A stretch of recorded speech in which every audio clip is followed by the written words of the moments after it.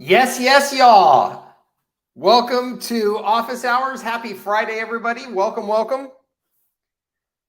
Sorry, I'm getting a late start here. I am trying to figure out some technical difficulties, but I think that we are all set. So welcome, everybody. Thank you for your patience. Welcome. Happy Friday. Welcome to Office Hours. I see Mr. Josh Green. Welcome, sir. Saw your message a few minutes ago on Instagram saying you were coming. Glad you could join us. Josh wants to know, anybody out there who has implemented any of the stuff that I am sharing with you guys? If you have and you'd like to chat with Josh and give him any feedback, thank you very much. We appreciate it. He appreciates it. Welcome, everybody. All right, we will get this show on the road. It is office hours. Office hours, as you likely know before coming here, means that I have no agenda for you. This is just Q&A. And anything that I can do to help you out, I will do my best. So please go ahead and feel free to fire questions into the comments. You can also go ahead and jump on camera here if you like. I just put a StreamYard link in there. So if you have anything to ask that's more involved, takes some complexity, some nuance to communicate and understand, it's probably a good idea that you hop on there. But either way is just fine. If you don't have, if you don't have camera or don't want to come on camera, that's fine too. So I am just going to, oh, there we go. Just trying to figure out. Cool. I'm putting the stream on my iPad here so I can see it. Whoever it was that gave me that advice a couple of weeks ago was fantastic advice. Thank you. I got the stream going on my iPad so I can see if I'm screwing anything up here, because I oftentimes screw up my screen share and don't know what I'm sharing and not sharing, so I can see it very well there. That will hopefully keep us on track. So let's see here. While we get some questions coming in here,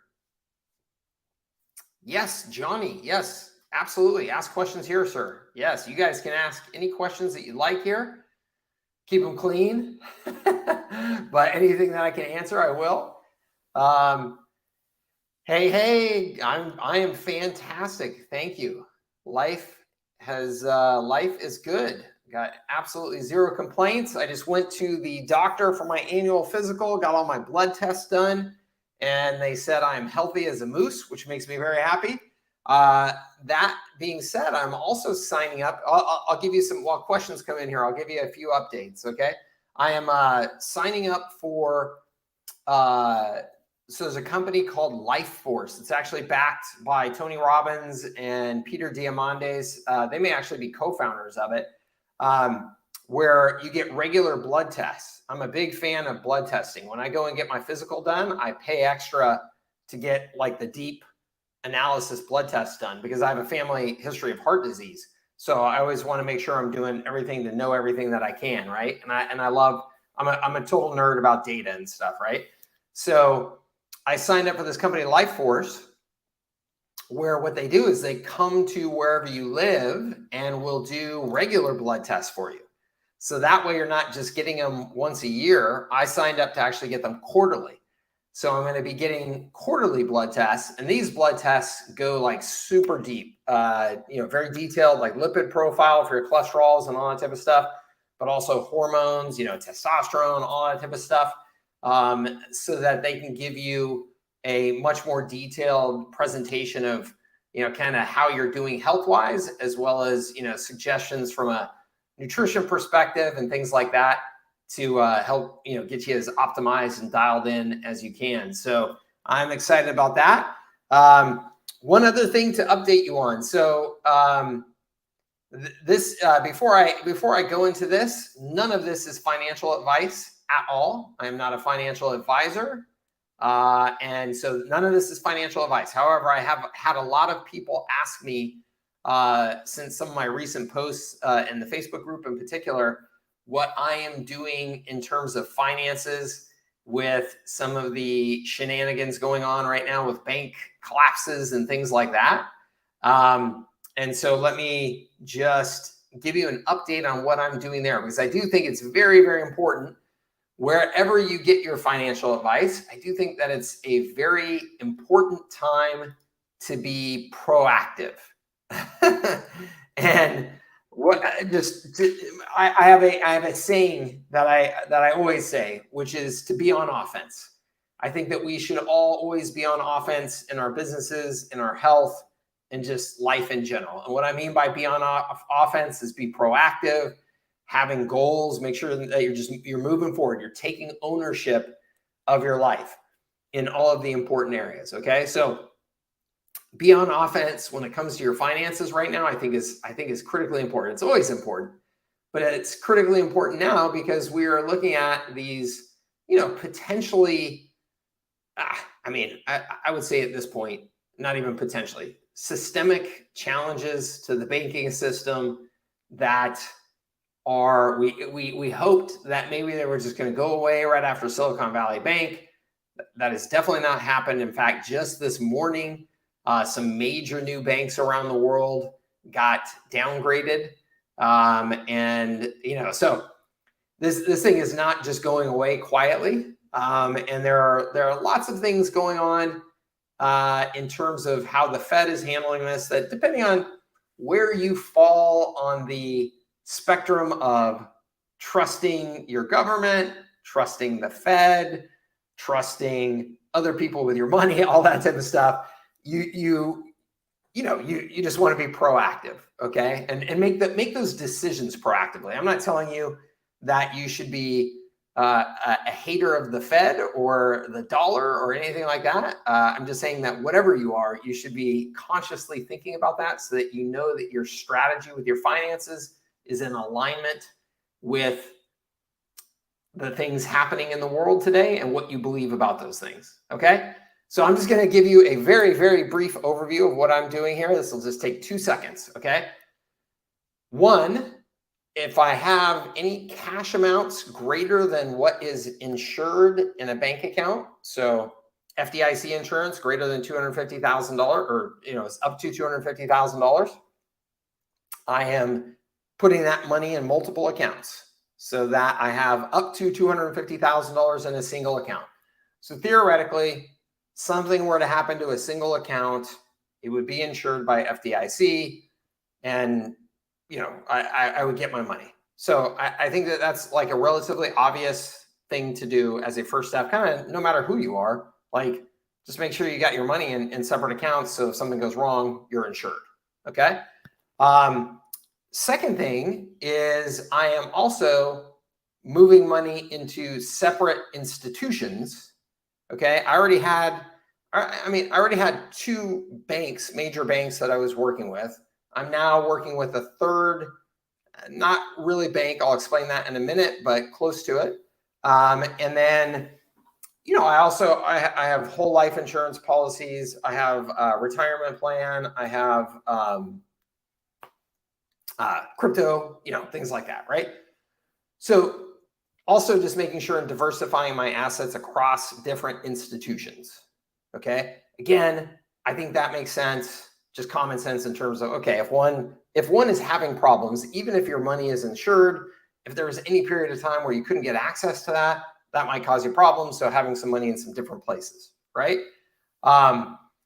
So yeah, and David says insured, but not necessarily going to pay out the insurance when it goes pop, right? Well, and so David is expressing concerns that would be on this end of the spectrum, right? And some of you may be going, of course, the government is going to make sure everything's insured and paid quickly. So wherever you are on that spectrum, again, just make sure that you're being proactive in making decisions that are in alignment with whatever you believe, okay? So I am also putting money into a company called Wealthfront.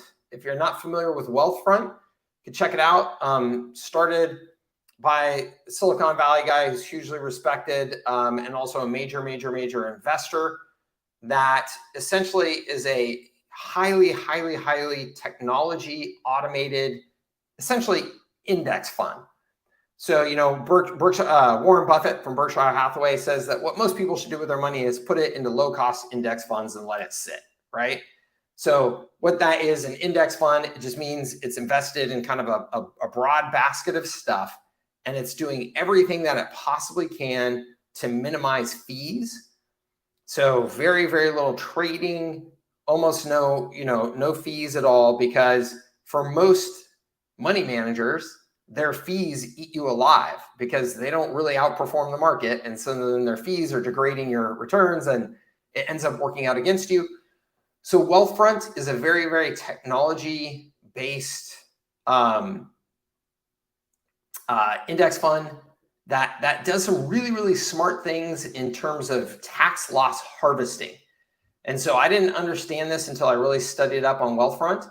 Tax loss harvesting is actually perhaps the most certain way to improve returns on your investment. And most people don't do it because it's complicated and it's hard to track. And so they use all their technology to do the tax loss harvesting automatically to get those returns back to you. So they have insurance on their accounts up to $2 million instead of the $250,000 FDIC. Now, this is not like a massive bank. It's not like a JP Morgan or something like that. So it's a riskier institution for sure. So that, just be aware of that. But they have a lot of appealing things for me. So I'm taking some money, I'm putting it in there as well. And then the third thing I'm doing is I am buying more crypto, Bitcoin and ETH specifically. And I am getting that off of the major exchanges. So like the Coinbases of the world. So I'm buying it and then I'm putting it in my own. In fact, I just brought these to show you because I just made a new investment in toys, the Ledger Nano and some of these other things, to make sure that cryptocurrency is mine and in my hands and not in the hands of an exchange, because I think that there's a decent likelihood, like if you follow this stuff, the U.S. government just announced that they are suing Coinbase, and Coinbase, of course, is one of the last standing major, exchanges out there.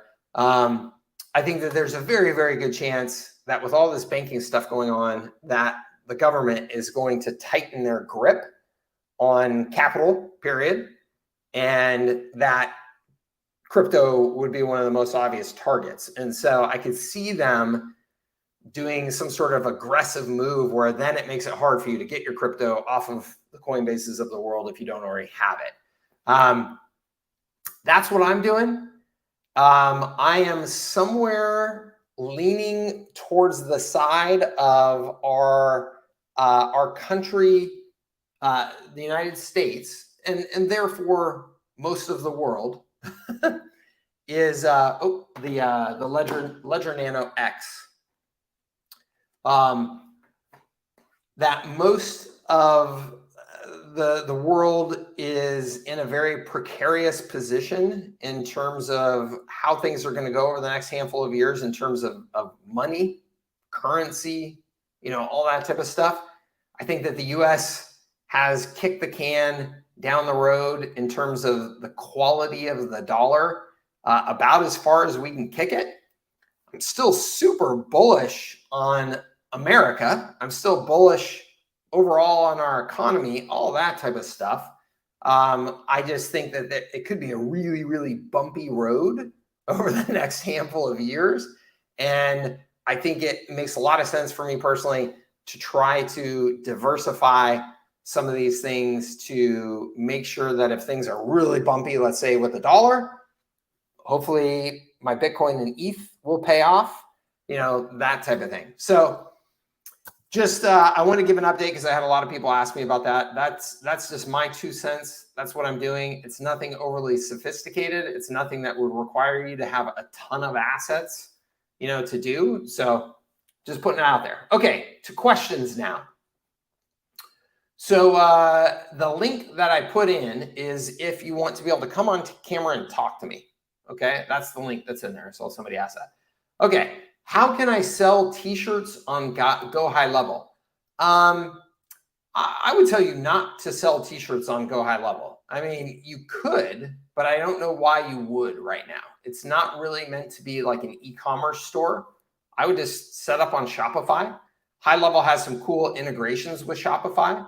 So you could take advantage of some of those integrations to then give you more automated marketing from your store and also some better analytics as to what's going on with like ads and things like that you're running to your store. But I would just set up the t-shirts for sale on Shopify, or, you know, there's a couple of other e-commerce platforms out there that you can take advantage of course, but Shopify is damn good and the leader in the space. So yes, Johnny, please do.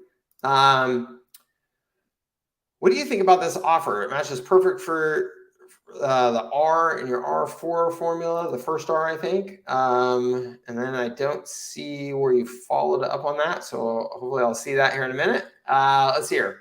Where's the best place to start with your programs? Which programs are best to start with? Okay, this is a very common question. Thank you for asking. And I will actually, I'm planning on doing a video this weekend where I will explain all of this.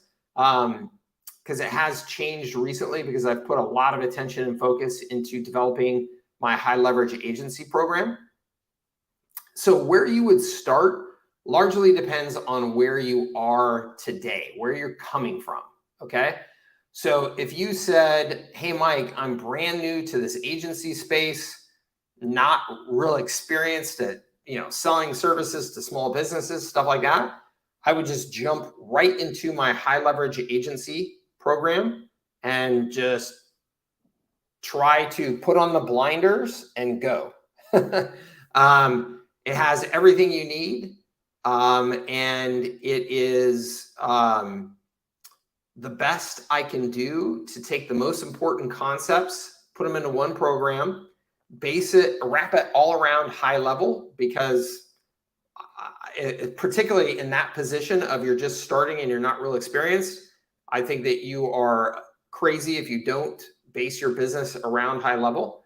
And so it's really designed to be pretty turnkey around how to use that program. It includes how to sell, how to market, how to deliver services, gives you specific resources to help you deliver those services, and then gets you multiple calls with me every week where I'm trying to help you out.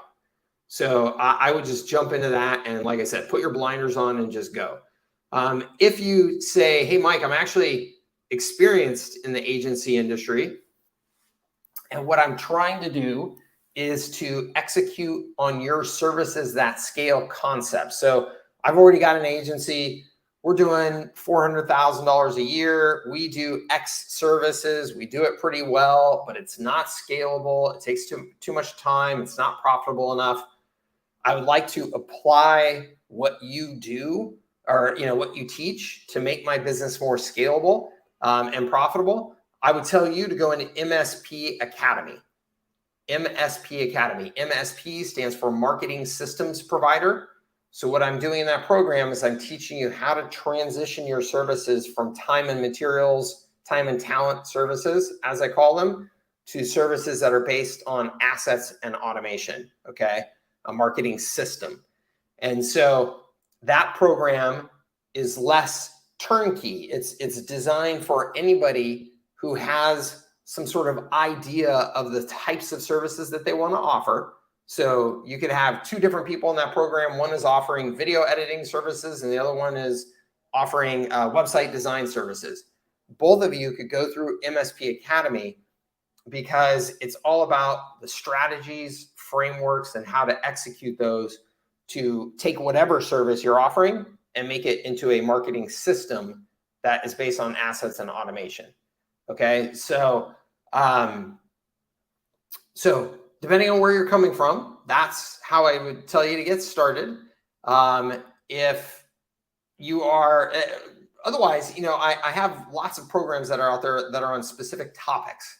So you may be saying, hey, Mike, I've got an agency. I don't need to change my services, all that type of stuff. I just have a hard time selling. I'm not very good at selling. Get my R4 sales and marketing system, go through that, right? So you don't have to like take one of my complete programs and reinvent the wheel. Just go and solve the problem that you actually have, which is you're not effective at selling, okay? So I hope that helps you. I will put out a more detailed roadmap. Yes, Tim, I know, man. Believe me, I watch the snow report every day. Regarding the FPRB video. Okay, so FPRB, for anybody who's not familiar, stands for First Position Relationship Builder. Okay, that is a type of video that I recommend that you have in your arsenal to help you create authority, relationship with prospects as they're coming through your sales process, and do it in an automated, scalable way. Is this video primarily to discuss the R4 overview, or are these videos created for each service offering? There's no hard rule on that, Mickey. I would suggest that you just start one that's just kind of an overview, you know, a kind of a welcome to your business, as you know. So a new person, let's say, opts into a lead magnet for the first time at your business, right? And when they get that lead magnet, when they opt in, on the very next page, you could have a video of you, you know, saying, hey, thank you so much for opting in for our guide to X, Y, and Z. It's on its way to your mailbox right now. While you're here, just wanted to introduce myself and tell you a little bit about our business and how we do things around here. And if it's a good fit to potentially work together, we'd love to hear from you.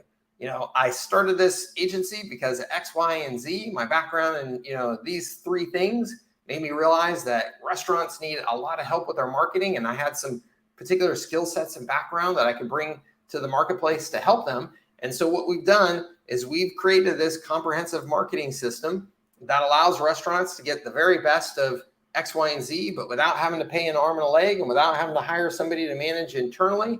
And, you know, that's what we do for restaurants. And we did this for Tommy at his barbecue place, and these are the results that we got. We did this for Brittany at her Italian place, and these are the results that we got.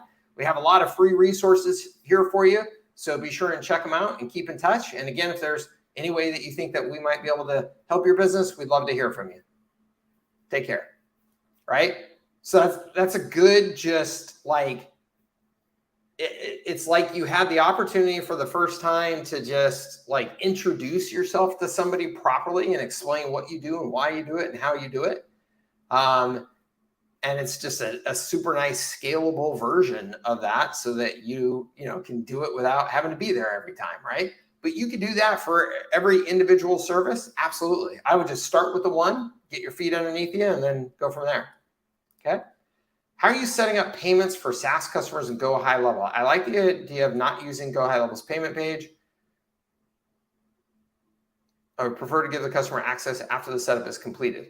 Yeah, that's totally fine. I mean, you can, I mean, honestly, just do anything. I use ThriveCart for everything just because that's it's my shopping cart that I've used forever. And I have multiple businesses running through it. So I get one consolidated dashboard, which is, you know, nice to me. But you can just set them up on recurring invoices, right? I mean, if you wanted to, if you are doing upselling of, you know, minutes and stuff like that through Go HighLevel, the SMS and minutes and stuff, then you definitely want to make sure that you're putting their credit card into HighLevel and into the SaaS manager and billing that way so that you get the automatic billing of those minutes and that markup.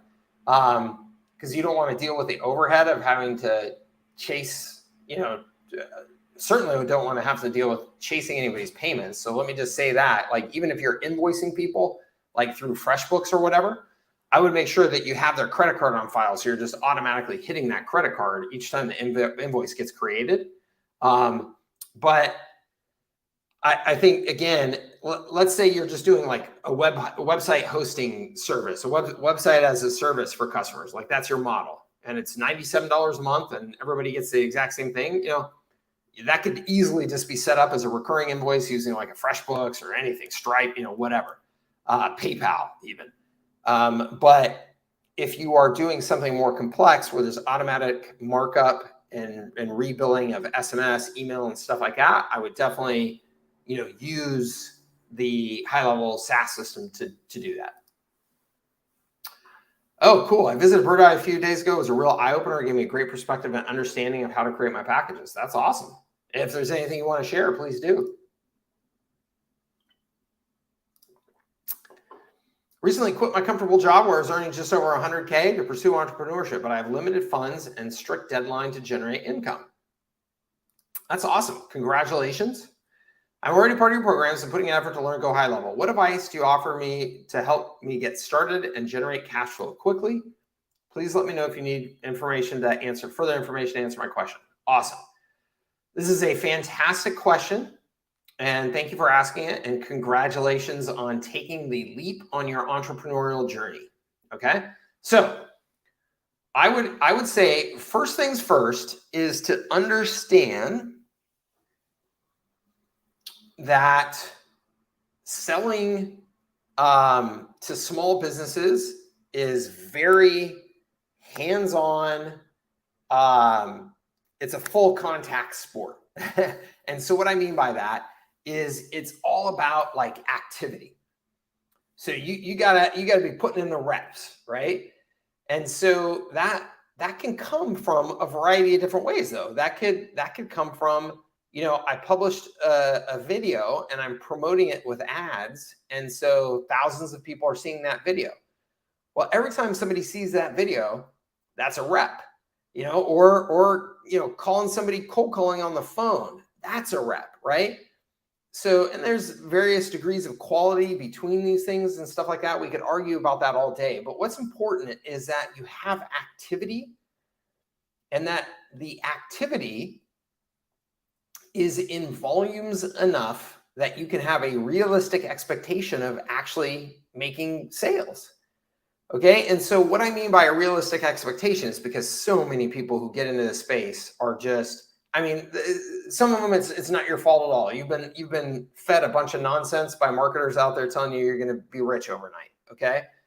And then some of you, it is your fault because you listen to that crap, one, and two, because you're just not putting enough sense into like thinking through what is the reality of what I'm expecting to have happen, and how does the math work? Like all the math is out there available to you. Like this is nothing new.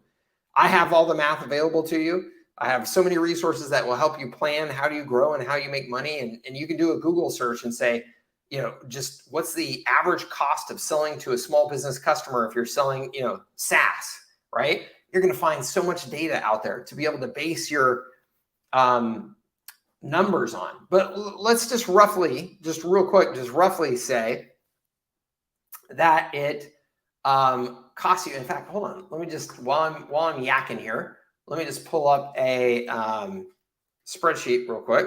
So growth planner, simple. Let's see. Let me look for the simple version so I don't overdo this. Yeah, here we go. Let me just share my screen here real quick, and we will just go through some numbers real fast, okay? Now, while I am doing this, to answer your question, though, to continue answering your question, I want to say that one of the most important things that you can do, it sounds like if you need to make money fast, is to realize that you may just kind of need to do what you need to do to get started to make money. And so what I mean by that is you may struggle a little bit with selling some more complex stuff that may be your longer term vision for what you want your business to look like. But in the short term, you may be able to just sell like, hey, look, for $2,000, I'll do this, which is a little more of the traditional kind of agency model. You don't want to do that long term. But if you really need cash, you may just need to do stuff like that. I think also it's important to understand that the simpler and lower commitment your offer is, the faster it will sell. So if you're trying to sell fast and make money fast, you need to put out offers typically that are just very simple, easy to understand, and don't require a lot of commitment. Okay. And what do I mean by a lot of commitment? I mean, if you sold to me, hey, Mike, I'll do a one-time optimization of your Instagram account for $500 to make sure that your Instagram account looks right, has the right profile stuff, and will show up better when you post. And it's $500. And all I got to do is get in your Instagram account and do the optimization. That's an easy, fast sell to me because I just go, okay, yeah, great. I mean, so I just give you $500. You do your thing. Yeah. And in fact, you don't even have to give me the $500 until I'm done. I'll do the work. You can see it and then pay me my $500. Okay, cool. Versus if you're trying to sell me, hey, Mike, I have this amazing marketing system that will do all of the marketing for your business going forward. Everything from websites to landing pages to follow-up sequences to yada, yada, yada. And it's, 2 weeks to 30 days for us to get everything set up, migrate your current data from your systems in there, train your team, all that type of stuff. Well, it sounds awesome. I need it. And it sounds like you've got a great service, but it's also a commitment. So one, I need to be comfortable with the fact that I'm getting into a long-term situation with you here. It's kind of a marriage, not a date. And I also, just the timing of that for my business and my personal life, I've got to make sure I'm ready for it because, I was planning on going to Europe in 3 weeks and I really don't want to be doing this in the middle of going to Europe. So again, when you're thinking about speed of sales and speed of cash, you got to take all of that into consideration. Okay. And so there might be a short-term game plan and a long-term game plan. The short-term game plan, if you really need cash, be aggressive, say yes to doing a bunch of stuff, have simple, fast offers. And then what I would say is make sure that you have a specific offer that you are making in the marketplace. Way too many agencies, their offer in the marketplace is, we'll help you do better marketing. Okay, that's not an offer. That is a very vague promise, maybe, if you will, but super, super vague. And now to even respond to you, I've got to go through a sales process. I've got to go through a bunch of conversations probably with you to even understand like specifically what you can do for me. Versus, I'll tell you, like I use a video editing service for my short form videos that you see on YouTube and Instagram and stuff like that. This guy contacted me, said, hey, Mike, X dollars a month, we'll produce 5 videos for you each week. You don't have to do anything. We're just going to take your existing content that you already have, repurpose it. Let us create your first 10 videos for free. If you like what we're doing, we'll keep on going. How's that sound? Yep, done. Literally, I probably responded within 15 minutes. Yeah, awesome. That sounds great. What do I have to lose? And it's a very specific offer to solve a very specific problem. So I didn't have to think to understand it or do research or any of that type of stuff. It was just, yeah, sure, great. Create some videos for me. If I like it, I'm going to pay you and we'll just keep on doing it. And now I've been paying him his monthly fee now for 7 months and have zero intention to cancel. So make an actual offer. Make something that somebody can respond to. When you put the offer out there, ask yourself the question, could somebody answer yes or no? No is fine, but could they answer yes or no based on what I'm putting out there right now? If they can't answer yes or no, it's going to be a slower, longer sales cycle. Okay. So all that is, I hope, helpful to you. And then again, understanding your numbers. Okay. Understanding your numbers is incredibly important. And so this is a simple version of one of my planning spreadsheets that just helps you get a handle on, okay, Mike, I got to get to $10,000 real fast as I can. Okay. Well, so what I would tell you is that I want you to get to $10,000 recurring, not just $10,000 any old income. I want it to be recurring automated income. So if you put together some packages like I recommend that you put together, here's just a very simple example of, let's say that you're averaging $497 a month per customer. Okay, very doable, very common price range. Right here, you get to 21 total customers. You're at, you've passed your $100,000 mark in recurring revenue. That's an automated recurring revenue, and that's at 18 customers a month. Okay, 21 total customers. You're at 10.5 because I'm including that you're getting some sort of startup fee or something like that in here. But anyway, so this is just assuming, what did we say? This was in month 10 or month 9.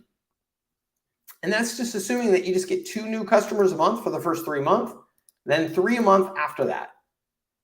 Those aren't crazy wild numbers. I'm not telling you have to go out and sign 50 new customers, or anything like that. Just 2 a month, 2, 2, 2, 3, 3, 3, and that's it. Okay. So this is a very, very realistic thing to do, even if you don't have a bunch of experience. If you just put your head down and sell, put your head down and go for it. But you got to put your head down and go for it. And so what does that mean? Well, you've got to know some numbers. Okay. So here's an example. This is based on, let's say I'm running ads. Okay. So because I like to do content marketing, I like to do paid content marketing, organic content marketing, whatever. But I don't cold call anymore. I built businesses on cold calling. I was a cold calling machine for 10 years, had a huge cold calling sales team, cold direct mail, cold email, all that stuff. Okay. Don't do it anymore because I don't believe that is the best way to do it. You can still do it. Okay. But that's not the way I do it anymore. So this is more reflective of what I do and what I recommend. So here's just some numbers for you to kind of base your decisions on and your planning on. That you will close roughly 25% of the real opportunities that you present to. Okay, so a real opportunity, to make sure that we're on the same page, is somebody who's qualified, looking to make a decision within this next sales cycle, usually within the next 30 days, has money, okay, and is a good fit for what you have to offer, right?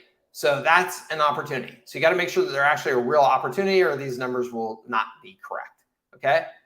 1 out of every 4 of them will close, 25%. Now, when you've been doing this longer and you're better at this number can go significantly up from this. This number can go up to 35, 40%, something like that, okay? 25% is a good number for you to base it on to start. To go from prospect to opportunity. So what do I mean by prospect? I'm having a conversation with somebody. They seem like they could be somebody that would be a good fit.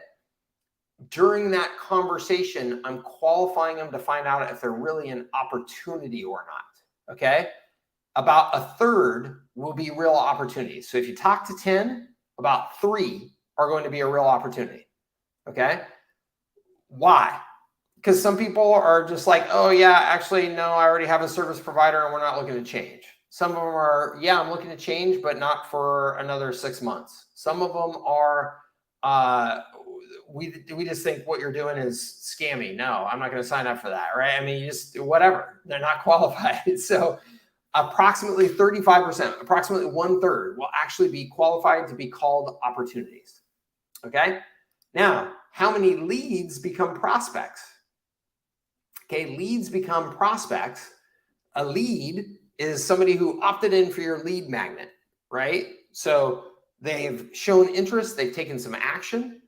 They're no longer just some stranger out there in the universe, but we really know very, very little about them. And we're going to try to get them into a conversation of some sort. And that conversation doesn't actually have to be a live human being. It could be them filling out a survey, something like that, to determine, are they really a prospect? And I'm going to say roughly 20% are actual prospects. Okay. So the numbers start stacking up here that you can see. If you go over here and you're targeting those 3 customers each month that we talked about, that means you have to get 12 actual opportunities each month, 12 real opportunities. So people who are actually qualified and want to buy some stuff here over the next 30 to 60 days, okay?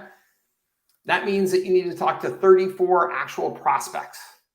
That means that you need to generate roughly 171 leads, although I would say that this number could go way up as well, depending on the quality of how you're getting those leads and what you're offering and all that. If you were doing this from ads, and we assume that you had a 30% opt-in rate on your landing page, then that would mean you need to get 571 clicks on an ad for a lead magnet for somebody to become a lead. If that cost per click costs you $7.50, right, and a click-through rate of 2.5% on your ad, that means that 22,857 people need to see that ad. And that means that when you close the customer, you will have invested $1,428 to close that customer. Okay? Which, by the way, if that freaks you out, you should just know that this is a very common number in the industry, right around $1,500. $1,500 to $2,500 to close a customer, which is why I teach, and what is not included in this calculator right here, what I teach you is how to get upfront cash, get $2,500, $5,000 upfront, and then get the $497 a month. So that way you're covering your cost of sales upfront, plus getting the monthly recurring revenue going. Okay. Know your numbers. Okay. You've got to have a plan. You've got to have an actual plan that you are sitting down and working every day. That's how you're going to get cash generated as quickly as possible, is by being realistic, having a plan to work, and working your plan. Okay. And doing the other things that I said. Make it a yes or no offer. Keep it as simple as possible. Be very targeted in who you're making that offer to. Try and get as dialed in on like a single person that you can present that offer to over and over and over again. That's my best advice for you. Okay. I hope that helps you. Let's see here. I know we have a bunch of comments, and we got Kyle, my man. I haven't seen Kyle in a while. He's back. Let's get Kyle on here. I love Kyle because he's not afraid to come on camera. And so he shows people that it's okay to come on camera. I will not bite you. Let me just see though. Trying to find out where we are in these Q&A real quick.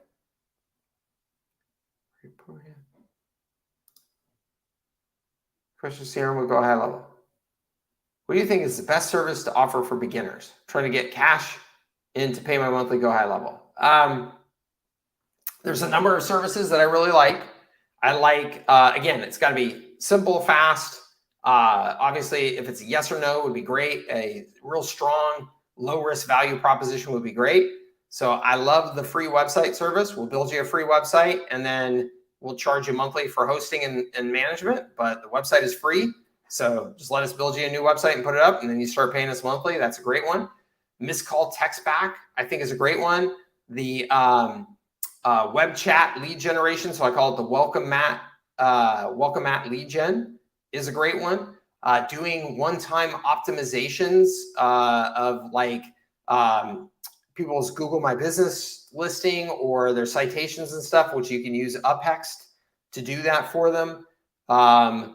Those are all good like one-time services.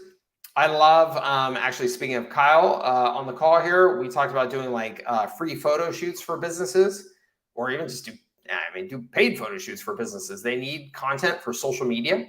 So as long as you give them like some really awesome deal on that photo shoot, I think that's a great one. So it really depends on what kind of direction you're going with your services, but those are just some suggestions for you there. Okay. My man, Kyle. What's up, Mike? I didn't even give you any warning. I should have given you warning. My apologies. Oh, that's all right. Picking your nose or something. How are you, sir? Good, man. How are you? Oh, hold on. Say something again. Hello. Testing. Perfect. I hear you. Okay, good. I'm good. How are you? Good. What's new? I think probably the most new thing is I went to Josh Nelson's 7-figure agency intensive thing, and I just thought it was awesome. Good. You know what's funny about it is like, you and I met like a year and a half ago. I spun up the Bastion local media thing, and one of the things I've really been struggling with, we got some clients and stuff, but like they're kind of all over the place, and I have this like mental barrier for that business in terms of like how far it can scale, because it isn't like it is geographically, sort of oriented, as opposed to, with Guest Getter and Nimble Bar Company, like my mindset is more like, let's dominate that industry and solve their problems at the highest possible level. And so I'm kind of at this place now where I'm sort of like, I'm thinking of actually, because I have a partner in the Bastion, and he's like super, super dialed into it and wants to like kick the crap out of it, which is awesome. But I find it's like adding complexity in a way, and so I guess I thought I'd sort of come back and I do notice like you and Josh seem to have somewhat differing philosophies. Like your focus is more on key activities, whereas his is on like impact/results, and also you are kind of like, let's do the local media thing, where he's like very much niche, and in fact says like he's seen like people try and do the local thing and or the geographically oriented thing, and it doesn't like quite work like according to his experience. And so I guess I just thought I'm pretty sure I've asked something like this at some point in the past, but I just kind of want to revisit it because I do think it's like it's important for clarity. So yeah, is that enough to go off of and say something? What's the question? The question is like, I'm actually considering not totally bowing out of the Bastion, but like pretty much taking like a minority stake and being sort of a guide on the side, and just really like going all in on restaurants, and not only on the marketing top line side, but we're also helping them enhance profitability on the bar side, and just like really like going all in on their problems. Got it. Josh is awesome. His programs are awesome. I got nothing but good things to say about them. Josh, just so you know, was one of my very earliest students, my first in-person boot camps. He was there with his business partner. I think the first year that they came to my boot camp, they were doing like $30,000 a month. So they were much, much smaller than they are now. And they just put their heads down and worked it and crushed it. I think that if you are going the expert route in a particular market, I think that everything that he's doing and talks about is fantastic.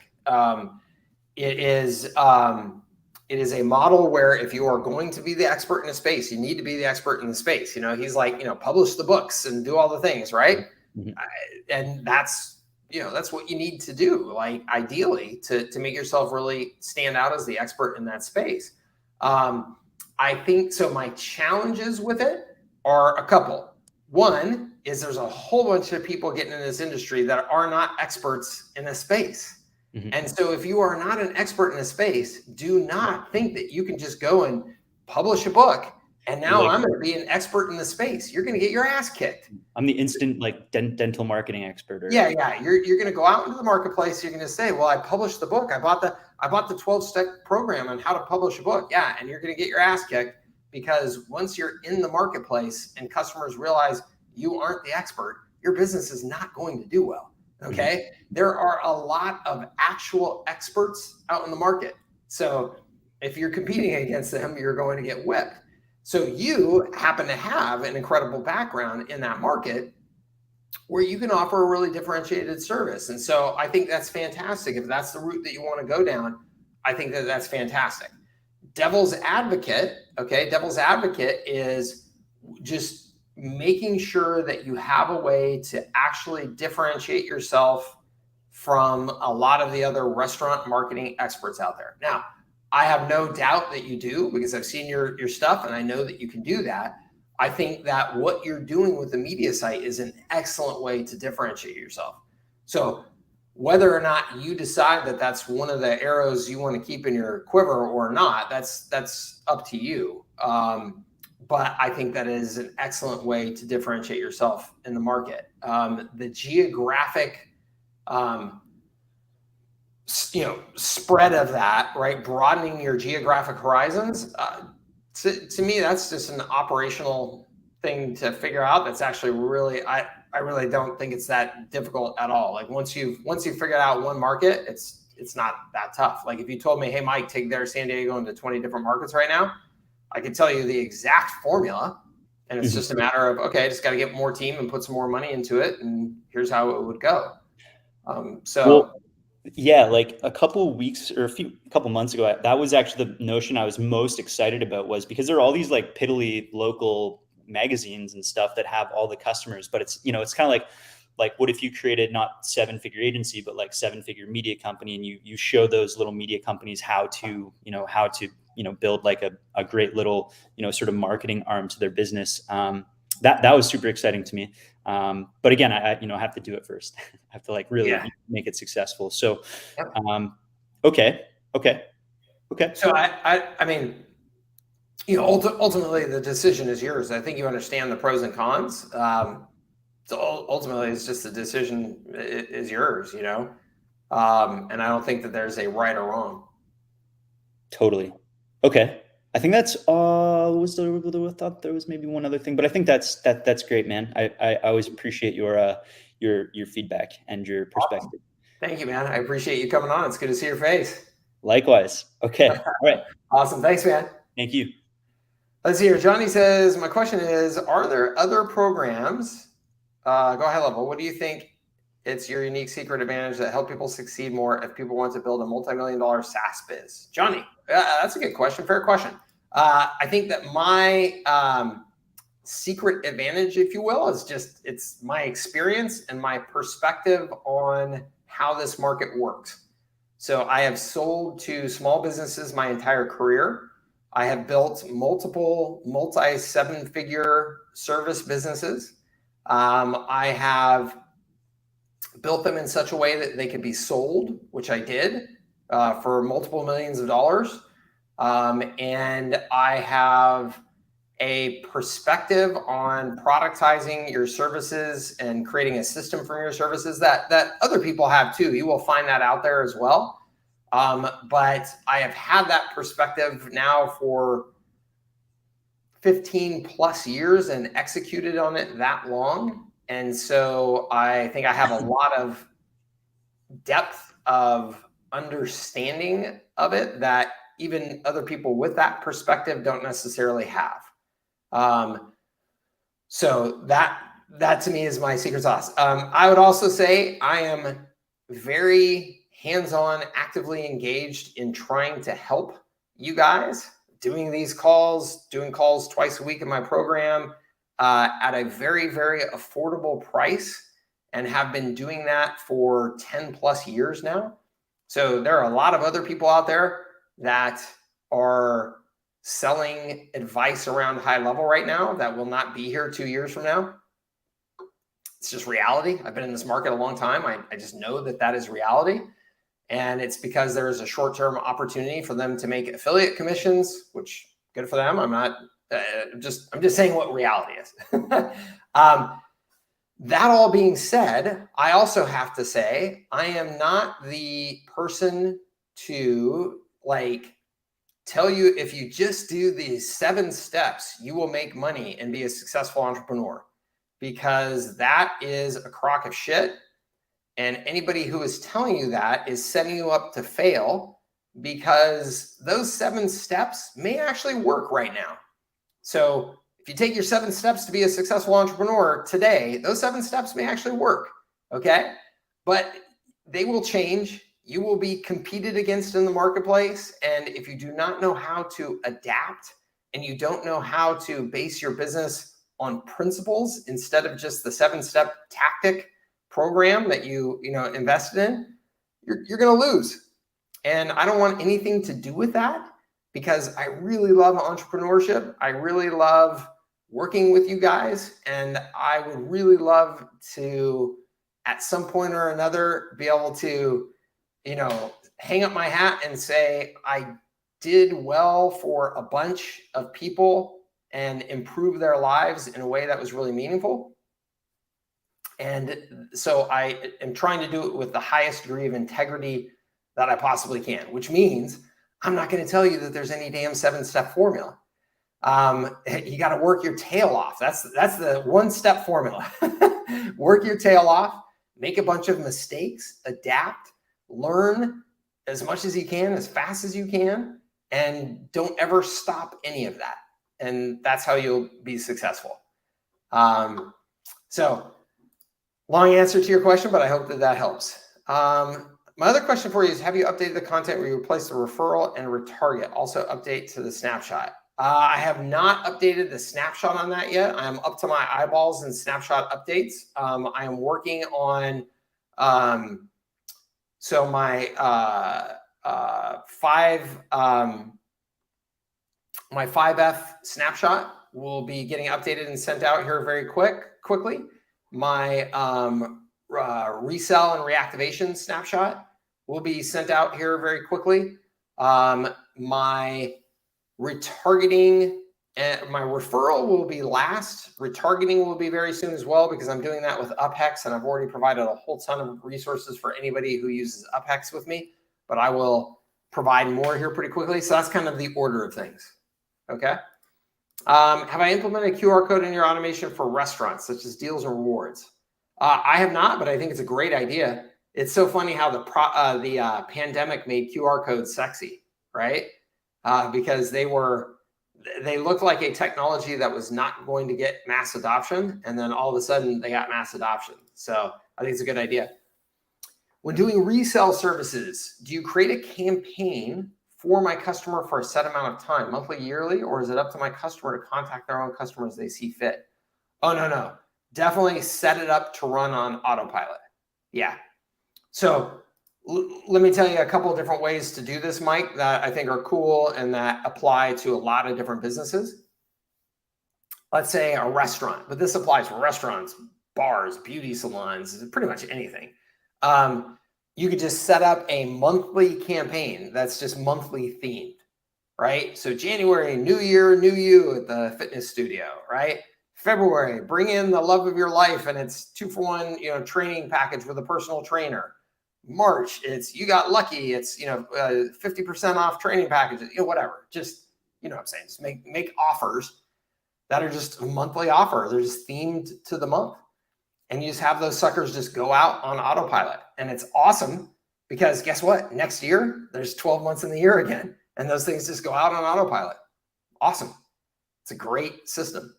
So you could very, very easily do that for most industries that are like B2C. So restaurants, bars, salons, any of that type of stuff. Just doing monthly themed campaigns like that is like a no-brainer. Okay. For some businesses, it could be more sophisticated, right? So, let's say it's a business that's doing like some sort of home repair services. Okay, you may want to tie the campaign to like some sort of warranty date. So hey, we installed your air conditioning unit, 4 years ago. This month it's time for its filter replacement and its hose replacement and it's whatever. That would be an easy thing to set up in HighLevel, because you could just put a date custom value in place and then create a workflow that says, based on that date, run this campaign. So, but yeah, you want to make this all autopilot for them. That's the beauty of HighLevel, and that's the power of it. Kathy, I see you back there. You ready to come on? Awesome. How are you? I'm good. Can you hear me? I can. Yeah, it's great to see you. Nice to see you too. So I have a question. Sorry, I joined late. So if it's in the replay, just tell me and I'll go back. So I was rewatching a few of the things that's from this last week on the 5 Fs. And then I thought I was like completely clear what I was going to do. And then I got myself completely confused. So is the 5F for me to figure out what I'm doing and how I'm going to structure my packages, and then the 4 Rs are the framework for, or do I have these backwards, or does it not matter? I can use them either way. That's awesome. I can understand how you'd be confused, because I throw lots of acronyms and systems, and this is the way my brain works, right? I take every chunk of everything and try and turn it into a system that I can remember easily. So you're getting a raw look on the inside of Mike's brain. No, I love it. I just is one for targeting for ads and one is for actually doing the pitch. And then I just was like, I felt like I had a plan. Yeah. So let me think about how I explain this, because I have actually not been challenged to really work out the explanation of this. And so I'm probably going to butcher this right now, but I will do my best. No, or we can talk about it next week. I'll watch the replays and stuff, but I'll do my figure it out. Yeah, I'll do my best to come up with an answer here. So if I am pitching, marketing to you, and just like understanding how do you grow your business through marketing, that's where I would use the 4 Rs. Okay. I would tell you that you need to optimize in these 4 areas to do effective marketing and to be able to expect that you're going to have predictable, consistent growth at your business. Okay. So that's how I would use those 4 R's. Okay. And then when it came to how would I design, and you could use these together or not use them together, because I can see how it would cause some confusion. But if you said then, okay, Mike, so yes, you've got the green light to design a comprehensive marketing system for my business, I would say the marketing system needs to do these things, these 5 F's. These are the things that it needs to do to pull somebody in and then ultimately convert them into a raving fan that is generating referrals for you. Okay. And so that's the difference, is the 5 F's is like, here are the things that I need to do to kind of activate this marketing strategy and bring people through this whole sales and marketing process, is those 5 F's. I need to find them. I need to filter them based on their interest. I need to, where's my brain? Frame them, right? To make sure that they're educated on what it is that we're doing for them, why they want to buy from us versus the competition. Then I need to follow up with them to close them. Then I need to follow through with them to make sure that I'm delivering on my promises. Okay, so those are my 5 F's. So, I mean, when you leave it at the 4 R's, you have to have something that's enhancing your reputation. You have to have something that is reselling customers. You have to have something that is, these 4 R's, right? Yeah. The what's missing there to me, and this is the reason why I developed like the 5 F's, is but what is the action I have to take? I understand that I need to do something that's enhancing my reputation, but what is the action? The 5 F's are about the action. Okay. If that makes sense. Yep. Does that help at all? Yes. Yeah. I guess I'm probably confusing myself, like in trying to use the 5 F's to start my cold outreach. And then I was thinking, wait, is this 5 F's for me to use to develop my plan? Which when you just were saying it, I was like, oh, those are all the things I need to do to build the business. But then that is also what I want to teach the nurses that I work with to do through whatever methods they need to do, or that through the agency. So I'm just trying to get myself ready to launch the kind of cold lead gen stuff. And I guess I was like, okay, wait, I need to do all these things. Yes. I'm like, wait, but somebody else needs to do all these things. That's exactly right. And that's why these 4 F's and the 4 R's and the 5 F's. That's why they're so universal and so valuable, because once you get them, the breakthrough that you're having right now is the breakthrough. Because once you understand those 2 things, you'll be able to go to any business for the rest of your life and be able to say, hey, here's these 5 F's that you need to have these systems in place at your business that are accomplishing these 5 F's. And this is the way I could do the pitch cold, starting with 5 F's tomorrow to any business out there, right? Because those universally apply, just like the R's do. I could lead with the 5 F's, and I could say, and then the 4 key areas that these systems need to be optimized for are these 4 R's, right? They need so do the packages around the 4 R's, and I could use the 5 F's for the pitch. Right.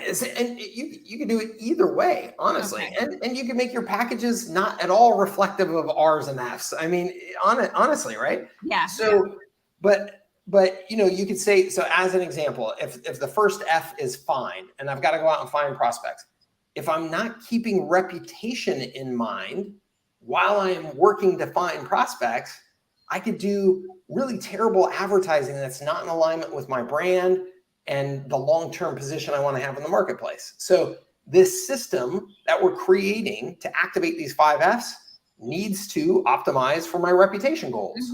Right? So they work together. Like otherwise, the high-end restaurant could have somebody putting ads out there for them saying 20% off, on appetizers. Well, that's not what the high-end restaurant wants to have out there. It's not what Mercedes wants to have out there, right? Yeah. So it's they work together. They can work individually. I mean, Okay. but whatever makes sense for you to use them, I think is good and a win, because you're taking a structured framework out there into the marketplace and educating with it, and that alone just completely differentiates you. Okay. And you give us permission to just swipe it and I can use the 5Fs for nurses or whatever. Yeah, go for it. I mean, I'm putting this stuff out in the world. There's a 0% chance I'm ever going to sue anybody for using my 5Fs, unless they were putting themselves into the position of, I am the guru for agencies who created these 5Fs, not Mike. Well, then I would, be like, oh, hold on, hold your horses, right? But no, yes, go for it. That's what I can just do PS. Thanks to Mike for sharing this. Yeah. High five to Mike for sharing the 5Fs with me. Yeah. Thanks to Mike for that. Okay. No, thank you. That is helpful. And I'm ready to just do it and awesome. Just try something cold and see what happens. Awesome. Good for you. Keep me posted. I have, I love it. I have had, I think 3 people just in the last week. I don't know if, I haven't seen them on the call, which means they're not on the call because they like to say hi. But anyway, people that are coming to me that have fully adopted using these things in their pitch. And they're like, Mike, I talked to 3 people last week and closed 2, it's like, and people gave me the feedback of, that's the simplest and clearest I've ever had anybody explain what I need to be doing with my marketing to me. And, and that's how you win. Like, once you help them make that connection, the same connection that you're having. Yeah. When they make that, and you're the person that helped them make that, you're in a totally different position from all your competition. Awesome. No, thank you. Thank you. Awesome. You. Yeah, you bet. Good to see you. Have a great weekend. Yeah, you too. Thanks. Mike, I see you back there. You want to come on, sir? Hey there. Hey, how's it going? I'm great. How are you? Good. I figured I might as well jump on because I want to have more of a conversation with you. Thanks for answering my question, my first one. You bet. Where I'm at is I've got like all the structure in place. I got the LLC and bank account, and I'm ready to start plugging everything in with Go HighLevel and doing that. But I just keep flip-flopping between what do I really want to offer and who do I want to focus on? And the first thing that popped into my head is to focus on carpet cleaners, because I've done it before, so I know the industry. And I don't know. I just go back and forth because I went through the worksheet and I did the research and I looked at the industry, and I find like this really fragmented, social media. And I'm like, okay, am I supposed to reach out to these people, this and that? I know this is probably a newbie question, but super common question. So don't worry. Yeah. Well, once you started talking, and then I, pointed out the reputation resell, and you'll see my question coming up. I thought, well, what if I just offer reputation resell to all companies? Mm-hmm. But then you kind of answered it. I'm like, well, then I'd have to customize every campaign to each industry. I can't do the same campaign for carpet cleaners that I can do for med spas. It's going to have to be kind of something. I don't know. I mean, I guess I just want to know what your thoughts are as far as targeting carpet cleaners, or is it a good idea to just offer reputation resell to all small business, or most small businesses, basically? I think both of those specifically, and it's cool that you asked both of those specifically versus like, I don't know, some people come to me with like niches that are like really, really, I don't know, difficult but I think that in these cases, the answer is either one could work, which is probably why it's a little bit challenging for you. I think that carpet cleaners are a very identifiable niche. They've been around forever. They're going to be around forever. They're not going anywhere. Most of them are terrible marketers. There's natural recurring revenue. I think it's personally a pretty easy advertising opportunity to get new customers for them. So I think that you can help them a lot. And so I think that and honestly, just about anything related to home services, I think can be a great market. So I think that's totally a good opportunity if you want to go after it. I think so. Like the reputation for all businesses. So that has the challenge of not being as targeted in terms of who you're reaching out to, right? So you are being more broad in your marketing. That being said, you could just go industry by industry, even though you have a service that applies to everybody, you could just still say, well, yeah, but I'm really going to focus on selling to these, and kind of build up momentum and then maybe expand from there. Yeah. And that has crossed my mind. I thought, well, okay, what if I really nail down on carpet cleaners and nail the process and get super good in that channel, and then branch out and go, okay, let's go after home cleaners and let's start nailing that, and then go after, eventually plumbers or whatever, service-based or med spa, whatever, but I have had that thought also, but I guess I'm just at the point where I got to turn left or right. I need, and today's where I'm, this in the next week or two is when I'm writing all the ad copy and really nailing down exactly what I'm targeting. So that's why and ultimately you're at a point where, unfortunately the answer is you just got to make a decision and it's yours to make, and there's not necessarily a right or wrong. I would say that when it comes to like the reputation service specifically, and you're concerned about, customizing that and scalability and stuff, my argument would be though, that if you focused on particular, at least businesses with kind of particular characteristics versus others, it would be very, very easy using high-level templates and custom values to create systems that are like 90% the same, and your customization is going to be super minimal. Yeah. You know what I mean? So like, let's just say a salon and a restaurant. And you could go to a bazillion salon websites and restaurant websites and find that none of them are collecting any sort of reviews or doing any sort of reputation management, right? Yeah. The characteristics of how their reputation gets evaluated and critiqued, and those things shared online are almost exactly the same. It's like you came in, we need to then reach out to you and say, hey, were you happy? Would you leave a positive review? You do, we post it someplace and share it. If you don't, we get in touch with you and say, hey, we're really sorry it was a bad experience. What can we do to make up for it? Or another service could be, hey, salon and restaurant, I don't know if you know this, but people are saying terrible things out there about you, and we're going to go and clean that up for you. But it's pretty much the same places that people are saying the terrible things. Yelp, Google, blah, blah. Yeah. So the services could be so similar versus if you said restaurants today and then high-end law firms tomorrow. Okay, well, those are going to be very different. Yeah, right. So as long as you're focusing on businesses that have similar characteristics, I think the exact same thing about the carpet cleaning. Okay, when you say carpet cleaning, there's like a dozen other businesses that we could say right off of the top of our head that have almost the exact same operational characteristics. Yeah. Window cleaning, spray power washing, whatever, right? They're all like cleaning businesses, and so it's like almost the exact same thing. So if you built the first business's systems, keeping in mind what are the kind of meta systems that we're creating here that could apply to any cleaning business, any type of home services type of thing like that, then you'll be able to really take that and just boom, boom, boom.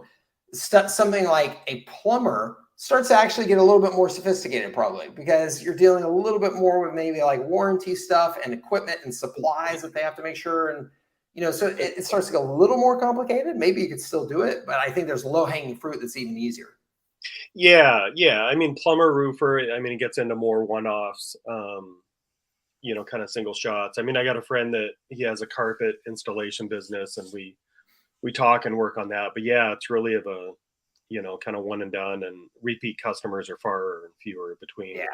And that's why I lean towards, carpet cleaning and stuff, because it is a lower hanging fruit. You could really, push the heck out of it. And, the resell is much easier with them, compared to a roofer. Like how often, you have to have a referral program, and exactly. And anything where you have a shorter sales cycle like that, everything is just going to feel easier, right? Like I see so many people, you're exactly right. So many people go after roofers, and I'm like, oh, what a terrible, like, it's a sales cycle that could be like 7 years, 10 years before the next, versus I need my hair cut every week. I need my carpets cleaned every whatever. I need my house cleaned. You know, the home services niche is so appealing to me because it's so awful. Yeah. Most of them are so bad. I have gone through so many cleaners here at my place because they just don't even show up. I mean, they literally just don't show up. No message, no nothing. I'm just like, I'm hanging out here waiting to let you guys in, and nobody even sent me a message saying you're not going to show up. Like, you could at least do that, right? That's crazy. So I got reached out to by cleaners. Finally, I saw an ad being run on Instagram where it was a free deep cleaning for your first deep cleaning. I mean, for your first cleaning service. Yeah. And, you know, just respond to our ad and we'll schedule it. And they actually followed up using text, and they follow up and let me know if somebody's got to change any times. And they send me for review requests. And it's a couple of dudes in San Diego here that know how to use systems like HighLevel, and they just started a cleaning business. And I'm like, I'm all in, guys. Yeah. You can clean my apartment for the rest of eternity now because you're actually operating this like somebody, you know, with some common sense. So it's I mean, that's a huge leverage. I mean, that's a huge advantage. And I remember, I mean, back in my day when I used to clean carpets, I mean, just, you know, missed call text back would have been amazing. Oh my gosh. Because you're cleaning or something, you don't have time to talk on the phone. And I was working for the owner, you know, but I kind of co-ran the business, and so you would miss and call back, and then by then they got someone else, and blah blah blah. Total disaster. Okay. Yep. Well, good luck. I think, like I said, it's just a matter of like, at some degree, you know, some degree or another, flipping the coin and saying, I'm going to be okay with whichever one it lands on and go. Yeah. And I mean, I was leaning toward the carpet cleaner, but it's going to be like in the R4, but you know, all the heavily automated stuff. I mean, I'm going to stay away from 100%. social media posting, you know, unless we can get more to a point where there's more GPT integrated. And but listen, for that business, I would not worry 1 second about doing social media posting. I could care less about following my carpet cleaners' social media, right? Like, just all you need is like 1 or 2 ads that works for them, and that's it. And just have those things running on autopilot. Yeah, I mean, I've been looking at, you know, the TikToks and the, you know, Instagram and stuff for carpet cleaner, and it's just all over the place. It's crazy, and that's why I'm kind of looking at it like, well, you know, maybe they're just not there, or, you know, what's going on with it. Some are good, some are horrible, and it's just, well, again, it's because nobody cares to follow carpet cleaners. So if you're going to be a carpet cleaner, and let me state this because I want to make sure it's on the record, is that somebody will build a huge successful business doing social content and carpet cleaning. They'll build an empire, but it's because they're actually creative and good on social media. Like, I have zero interest in watching a carpet cleaner's social media, but there is some dude or some dudette out there that is badass with social media. That's got a personality, and they're out there cleaning carpets, and they're like, oh my God, look at the difference between this carpet before and after. This is amazing. And they're like just having a bunch of fun with it. And their stuff will go viral and they will kill it. But you can't, if you're going to do that, just start your own carpet cleaning business again. Don't offer that as a service, because it doesn't make any sense, because you're going to do that for one person and that's it. Right. Yeah. So you might as well just build your own brand. Right. Yeah. So, like, do you know who Vern Funk was? Honk for Funk. I'm in Seattle. Like, Vern Funk was our guy. Vern Funk was our guy. That's a perfect example. I love that guy. I watched that guy for years, right? Selling insurance by just being a total knucklehead. And I was like, this guy is a genius, and maybe a drug addict or something. I don't know. No, it was a genius. Like, he was actually a really normal guy. Is that right? Normal insurance, but he just acted like so stupid on camera. You know, it became a joke, but it's such a viral joke back in the 90s that, you know, honk when you drive by Vern Funk. Like, it was a genius. Honk for Funk. If you guys, everybody on this call, when we're done here, immediately hop over on YouTube and do a search for Honk for Fonk, F-O-N-K, Honk for Fonk, and you will get the biggest treat of your lifetime. Oh yeah, his watching this guy promote his insurance business, the most boring industry in the world, and watch this guy. Brilliant. Yeah. Some of the stupidest videos, but they're funny, and you just remembered it. And so, and he had how many locations? I mean, well, I was just gonna say, like, he ended up with, I don't even know how many big locations. business. Like, you start to see him on every city had a Vern Fonk insurance, and it's still going. They're still around. That's awesome. He died probably, I think it was like a decade ago. I remember that, or something. But there's still Vern Fonk offices everywhere. No more commercials like that, but they still have Vern Fonk insurance. Because how could you? I mean, it would be so hard to. If I own that business, I would take all of that old content and repurpose it and go crazy with it. Yeah. I'd make Vern Fonk action figures. I'd be all over that, man. That guy was brilliant. Yeah, he was. It was a great marketing ploy. I mean, it worked great. It worked great. We loved Vern Fonk. That's awesome. I'm so glad I brought that up and you actually know. That's classic. Yeah. I didn't know. I don't know how you would know about it though, because it was a Seattle thing. Like, because I'm a nerd, man. I like to study business and marketing and stuff. So it was a Seattle thing. You never saw Vern Fonk anywhere else but Seattle. That's awesome. Savoir Faire, thank you so much. I appreciate the kind words. Let's see here. These go only business we recommend. Oh yeah. Yep. It's never scaled. Started out doing things that were not scalable. That is right, Tim Morris. Great advice. An idea, pick one service to start with. Yeah, and I would focus like crazy, guys. Everybody who's new to HighLevel, you just have to dive in and use it. You have got to get to the point where you are confident with the system. You can't. This is my opinion, is when something is the core of how you're going to build your business and you're an entrepreneur getting started, bootstrapping. It's not like you have millions of dollars to hire, a top talent team. Whatever is the core of your business, you need to get as close as you can to mastering it.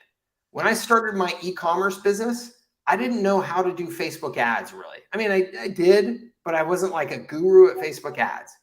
I started an e-commerce business and I realized very quickly, I was like, this is going to be 100% reliant on somebody being able to crush it with Facebook ads. I was like, I got to be the guy. So I literally sat down and figured out, okay, here's how to be like guru level at Facebook ads for e-commerce, and grew the living heck out of that business because I was in it all day, every day doing Facebook ads. I wasn't being a glamorous CEO anymore. With a bunch of employees, I was sitting down on my computer for 10 hours a day, building campaigns and tweaking campaigns and measuring campaigns. So, HighLevel, just like dive in. So what's the best way to do that? Because I'm at that road too. Like, I'm at that point. I've used it before. Like, I started setting up a junk removal company with my other friend, and we were going to use it, but then stuff fell through, and Twilio, we had problems.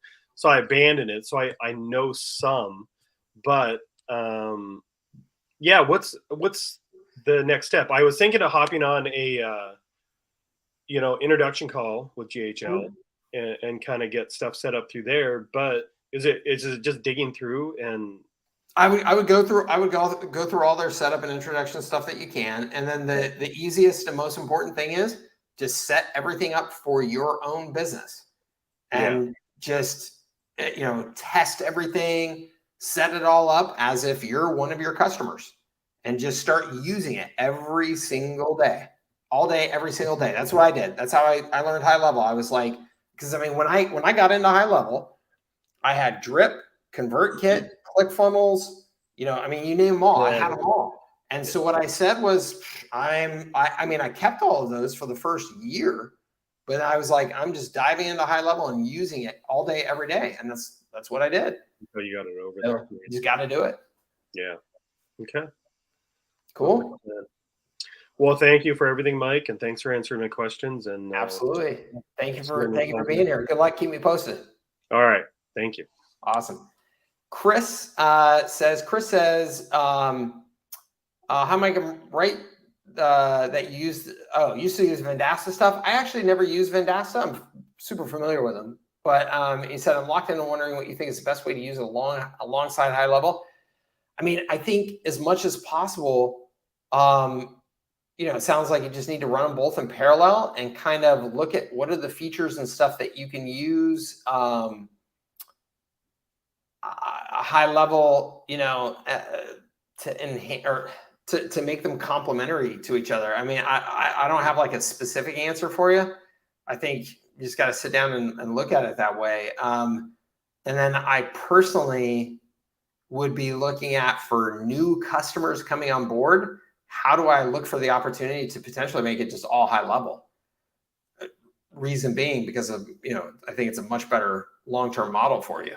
So at some point or another, you may just go, okay, I'm just done with Vendasta. Going forward, it's all HighLevel, right? Just like I used to have everything on ClickFunnels. And at a certain point, I was like, okay, now it's all HighLevel. For a while, I was running them both in parallel.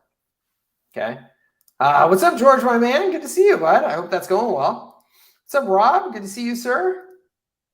John says, I'm not an expert in the restaurant industry, which is why I do not do anything for my own business that are in the food industry. I just happen to look for an expert, though. Oh, man, there you go. Awesome, James. I love Coupon Tools. I actually have a call with them next week. Starting Coupon Tools and starting Coupon Directory is my foot in the door. What price point would you suggest? And can you give a high-level view of how you're using it? Yeah, James. So I think Coupon Tools is awesome.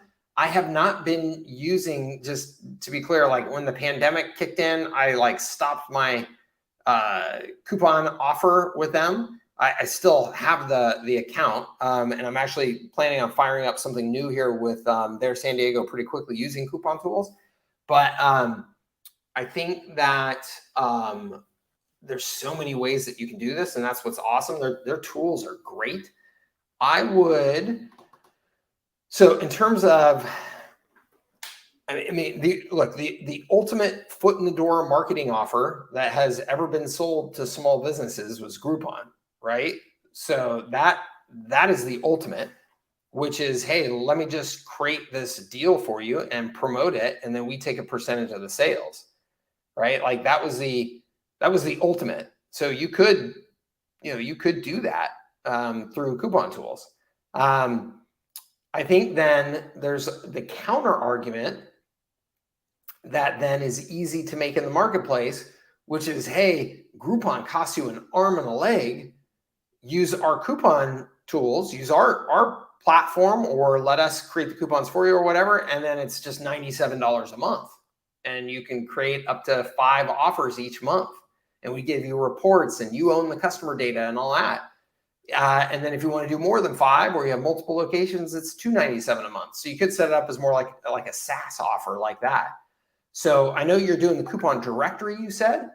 So, you could do a combo of the two, though. The Coupon Directory could be your foot in the door, because that, has visibility, and you're bringing in potentially new customers to them, just like Groupon does. So in that particular case, you could use that as your foot in the door, and then sell SaaS as well to a percentage of those customers. That's the way I would think about it. But, when you say like, what's the best price point? I think it just depends on, is it more of like that SaaS type offer where you're going to get access to the system, Mr. Customer, and you can create coupons and use the coupons, and it's $97 a month or $297 a month or whatever. Or if it's price for an offer on your directory, really, if it's an offer on your directory, it's all about what is the value you're bringing them. The value is traffic, right? Otherwise, what's the point of me putting my coupon up on your directory? I don't care if nobody sees your directory, then there's really no value to me, right? So you're getting them traffic to generate them leads through those coupons. I don't know what kind of traffic you have. I don't know how you're going to promote it, but I would make my pricing based on that. Once you are committed to that, there's almost no cost to you of putting somebody's coupon up there at all. I mean, technically you just have to make the little coupon and put it up there. But you're already getting all the traffic. So like there's San Diego already gets, 100,000 plus visitors every month. So for me to put up a digital coupon for somebody costs me nothing. I've already got all the traffic. So I could just put it up there and just say, hey, look, first month is free. After that, it's $97 a month to have your coupon up on our site. It's just like an ad. If you were to put an ad on my site, it's $97 a month for the, coupon is $97 a month, but I'll do the first month for you for free. So you can start getting some traffic to it. That's a good foot in the door, right? Good price point. So something like that is what I would suggest. Thank you for providing. Awesome. Thank you, sir. Oh, that's awesome. I love that, man. Thank you so much. Well, I am excited for your future and your success, and definitely keep me posted. And I'm sure there will be, bumps in the road along the way and all that good stuff. So just expect that. And if you expect that and you are committed to getting through it, I also know you'll get through it. So, and just keep me posted and let me know if I can do anything to help. That's awesome, Ben. Thank you so much. I appreciate that. That is very kind of you. You bet, Johnny. Brittany says, king of acronyms. I know it. What is up? Thank you, sir. Good to see you. What's the R and the 5 Fs? The R4 is my sales system. That's the framework that my sales system is based around. It's reputation, resell, reach, and retargeting or referral. You can mix it up a couple different ways, but it's those R's. And so the pitch is that you can sit down with any small business owner and say, hey, Mr. Business Owner, there are these 4 key marketing systems that you need to optimize at your business to get explosive growth and consistent growth at your business. Okay, the first one is your reputation. You got to build, enhance, protect your reputation. Resell, you got to have systems in place to automatically resell your customers to maximize the value of them. What I did reputation, resell, reach. We've got to make sure we have systems in place so that we are constantly reaching new potential prospects, creating more visibility for our business, bringing more people into our universe and into our sales pipeline. And then retarget, referral. I've got to make sure that I am circling back with people, because one touch is not enough in today's world. We're all attention starved. So we got to make sure we're following up with them. We can do that with retargeting ads, So those are the 4 R's that it just forms the foundation of the way that you're communicating marketing to the small business and how you can help them with it. So, and then the 5 F's, very, very similar, kind of a little bit of just a different approach. I explained it earlier in this call, but the 5 F's are find, filter, frame, follow up, and follow through. Okay. I've got to find people out there that I think should be interested by running ads and all that good stuff. Filter them, which means out of that big pool of people, I need to filter down that number and find the ones that are actually interested. I mean, just because you look like you should be interested doesn't mean that you are interested, right? And so out of those, maybe 5% of that big pool of people is actually going to go, yeah, I want to opt into your list and understand what the heck you're saying and keep in touch with you and subscribe to your YouTube channel. That's filter.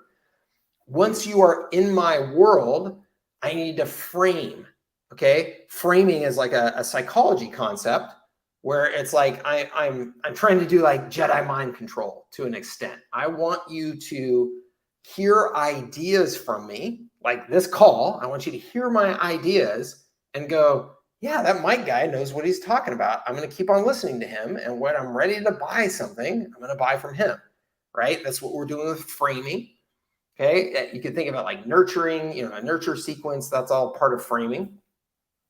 Follow up then is at some point or another, you say, yeah, you know what? I'm really thinking about investing in HighLevel and I'm thinking about doing it with Mike or this other guy. Well, now it's my job to follow up and try and close the deal, right? So follow up, right? And then at some point or another, you decide to invest in something through me. Now I've got to follow through. I made a bunch of promises to get you into my world and get you to buy something from me. Now, if I don't follow through, I'm a scam artist, right? And you're out there on social media going, don't buy from that guy. He's a total joke. So I've got to follow through. I've got to support my community. I've got to be on these calls. I've got to, produce good content in my courses and give you guys resources and stuff. Those 5 F's apply to any business, right? That's universal. So again, it's another framework that helps you think through, how do I build a business? whether it's my business or somebody else's business, I've got to manage those 5 F's. Okay. So I hope that helps you. Charles and Linda. Yes. Charles and Linda killing the game. How are you building the client's email list? Facebook ads? It depends on what business, Josh. I mean, Facebook ads obviously is a very, very good opportunity. And I'm not even saying that you have to build the client's email list. That doesn't always necessarily have to be a responsibility of your services, right? It could be, but it doesn't have to be. So it depends on what services you're offering, who you're offering them to. But yeah, Facebook ads, Instagram ads, TikTok. When people come into the retail store, you could have an offer there, a QR code, like you said earlier, a text to subscribe, VIP club, birthday club, and that type of stuff. So, no, I have not. Reg, I'm sorry, my man. I know I'm driving you crazy dragging this out, but my order is to finish everything with High Leverage Agency. I am also simultaneously completely revamping my own marketing stuff and product stuff around High Leverage Agency and all that. So I'm up to my eyeballs in doing that. Both of those things are almost done. And then local media launch accelerator is the next major offer thing that I have on my plate. So it's not too far out. Sorry. I have a tree service that really wants for social media management, but they are in the same boat as the carpet cleaning. Yeah. Yep. I watch foreign cleaning videos, love, and I carpet cleaning. That's awesome. I'm in Tacoma. We can have a mic get together here. Yeah, that would be awesome. I would love that. What training is the 5 F's in? Terry, that is in leverage selling system. The 5 F's is kind of a foundational thing in my leverage selling system, but it will also be in the High Leverage Agency here very soon. Okay. Like a consolidated version of it. Okay. Awesome. Well, it must be because of you guys, the couple of people here that have mentioned Coupon Tools. I got a call from Coupon Tools this week that says, hey, Mike, can we talk to you? We're getting a bunch of people calling us that are working with HighLevel and want to work with Coupon Tools too. And I think they realize that a good amount of that is coming from me spreading the word. So, integrating as a newbie, use Coupon Tools when I run my pet stores. Awesome.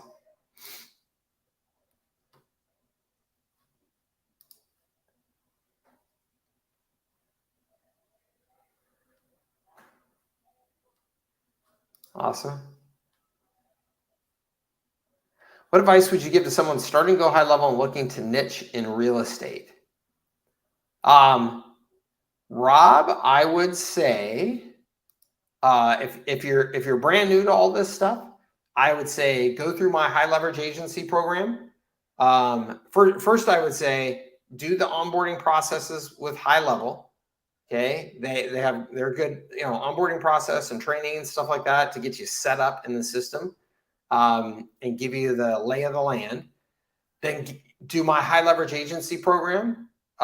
Inside of High Leverage Agency, one of the first things that you're going to do is you're going to define who your target market is and all that good stuff. And then you're going to go through my agency sales funnel bootcamp. My agency sales funnel bootcamp is setting up your whole sales process on HighLevel using my snapshot and systems for you. That's going to be like a really, really good way to get to know HighLevel. Because as I said earlier, like you should use it for your own business. So what you will be doing is you will be setting up HighLevel for you for your core sales process. So you're going to get a great in-depth, probably frustrating at times, introduction to HighLevel because you're going to be in there doing it, right? So it's going to be, it's a steep learning curve. It's gotten much better. But it just is what it is. If you have a background in any of this stuff, it'll go much quicker. If not, just expect, you're going to have to put in some hours. But once you do that and you start using it, continue also going through my High Leverage Agency and just start selling as fast as you can using my R4 sales approach. The great thing about the R4 sales approach is you can sell to anybody. If you learn it and follow it, I could sell to anybody, not even knowing exactly what services I'm going to deliver. Okay. And why I say that, Rob, is because I can confidently sit and talk to you about the 4 R's, why you need to have systems in place to optimize and maximize those 4 R's. And that's what we do as a company. And I can sell you on that. And you can say, well, how much is it? And I can say it's $497 a month, plus $5,000 setup, to get all these things done. Even if I don't know exactly what bells and whistles and features and I'm going to turn on in HighLevel, I know that there's a great package of services that I can put together using Mike Cooch's high leverage agency program that fits into that. And the most important thing is that you start getting that sales momentum so that you don't end up, a year from now still trying to get your first customer. So that's the order of things that I would do. And in terms of looking to niche in real estate, I think it's an awesome niche. And of course, I think just doing your, competitive analysis to find out how you're going to fit into that niche strategically is important, just like in any niche. And in high leverage agency, I take you through the best approach that I've ever found for how to do that and determine your strategic fit in the marketplace using other strategy tools, Blue Ocean strategy and stuff like that, to help you do that. And of course, I can answer any questions for you along the way to help you with that. Okay. That is the last question I see, and we are already almost 2 hours into it. So I think I am going to wrap things up and say thank you very much to everybody for being here. I love having you guys in my community. I really enjoy these conversations, and I hope that you do too. Thank you so much for your time and your attention and your business. And if you have any questions between now and our next office hours call, you can post them inside of my communities. Keep an eye on those, Facebook and Circle. And of course, if you are a customer of mine in any of the high level programs, or high leverage agency, MSP Academy, any of that type of stuff, I have 2 live calls each week on Tuesday and Wednesday. Please come to those and I can answer any questions for you as well there. Okay. Thank you very much. Again, everybody have a fantastic Friday and a fantastic weekend. Get it done. Okay. This entrepreneurship stuff is fun and it's hard fun. And that's what makes it fun and so rewarding. So put in the work, get it done. And we will see you here on a future call or in the community. Okay. Thank you so much, everybody. Take care and we will talk to you soon. Bye, Kathy.